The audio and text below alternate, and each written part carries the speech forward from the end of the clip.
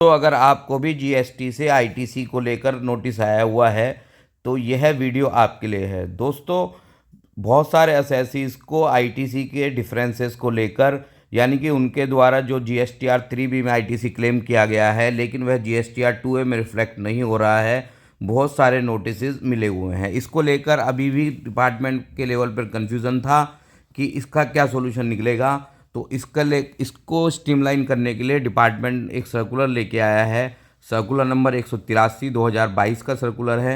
दोस्तों, इस सर्कुलर के अंदर डिपार्टमेंट किस तरीके से आपको आईटीसी अलाउ करेगा उसके बारे में बताया गया है, यानी कि असेसी को क्या करना है, टैक्स पेयर को क्या करना है, और आपके जो प्रॉपर ऑफिसर है, यानी कि जिस ऑफिसर ने आपको नोटिस इशू किया है, उसको क्या क्या स्टेप लेने हैं, उसको लेकर यहाँ पर चीज़ों को डिस्कस किया गया है। तो दोस्तों, मैं बता दूं, ये सर्कुलर है वह फाइनेंशियल ईयर 17, 18, 18, 19 के लिए एप्लीकेबल होगा।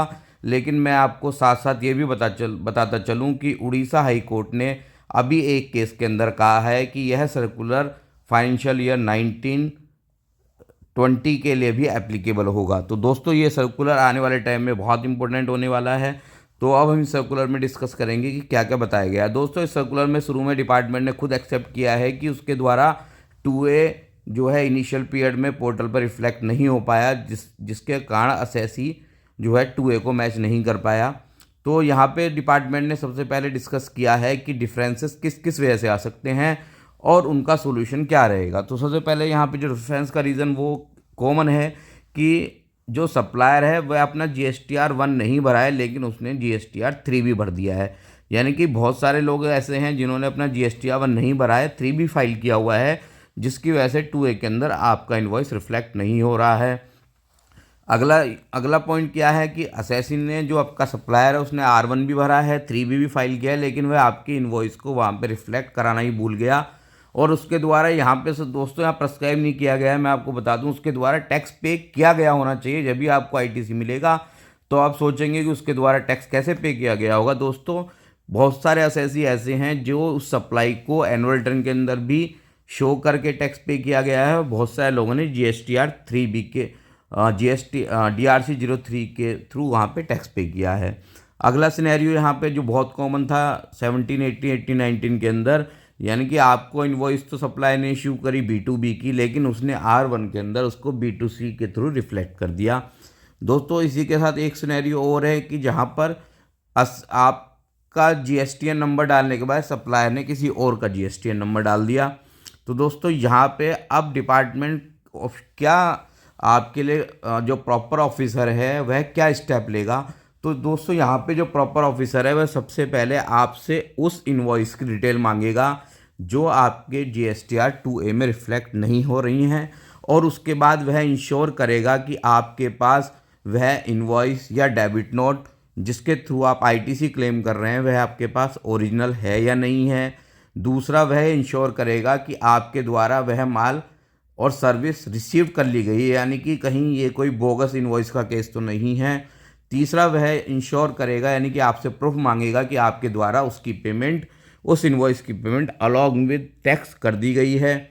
उसके अलावा भी असेसिंग ऑफिसर ये देखेगा कि यह आईटीसी एलिजिबल है या नहीं है, यानी कि जो सेक्शन 17, 18 ऑफ CGST एक्ट जो आपको इनएलिजिबल आईटीसी की डिटेल बताता है, क्या यह आईटीसी वहाँ पे इनएलिजिबल तो नहीं है। यानी कि अगर आपका प्रॉपर ऑफिसर को यह लगता है कि टैक्स के लिए आपकी इस आईटीसी को लेने आप एलिजिबल हैं, तभी वह आगे प्रोसीड करेगा।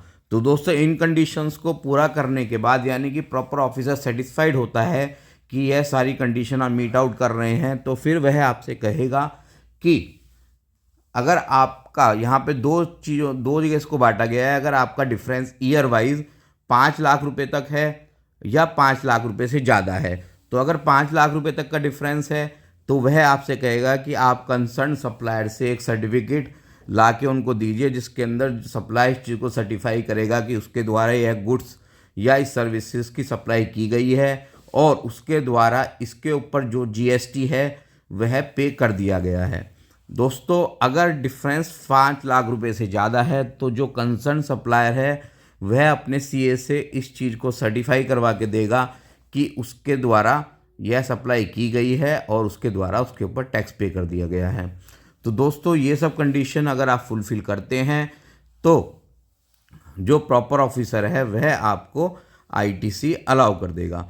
दोस्तों यहाँ पे उन्होंने कुछ और चीज़ें दी हैं कि बोनाफाइड एरर होना चाहिए, यानी कि यहाँ पे अगर डिपार्टमेंट को लगता है कि कोई मिसफुल आपने जानबूझ के कोई एरर किया है या कोई बिल पर्ची का कोई इशू है तो वहाँ पे हो सकता है कि यह आपको अलाउ ना करे। दोस्तों इसमें एक सबसे इम्पोर्टेंट चीज़ क्या है कि यह सर्कुलर जब भी एप्लीकेबल होगा जब आईटीसी से रिलेटेड आपकी नोटिस की प्रोसीडिंग, स्क्रूटनी, ऑडिट, इन्वेस्टिगेशन या उससे रिलेटेड अपील प्रोसीडिंग पेंडिंग हो, जब भी यह एप्लीकेबल होगा। दोस्तों इसी के साथ आपसे रिक्वेस्ट करता हूं, अगर आपको वीडियो अच्छी लगे तो हमारे चैनल को सब्सक्राइब करें। Thank you.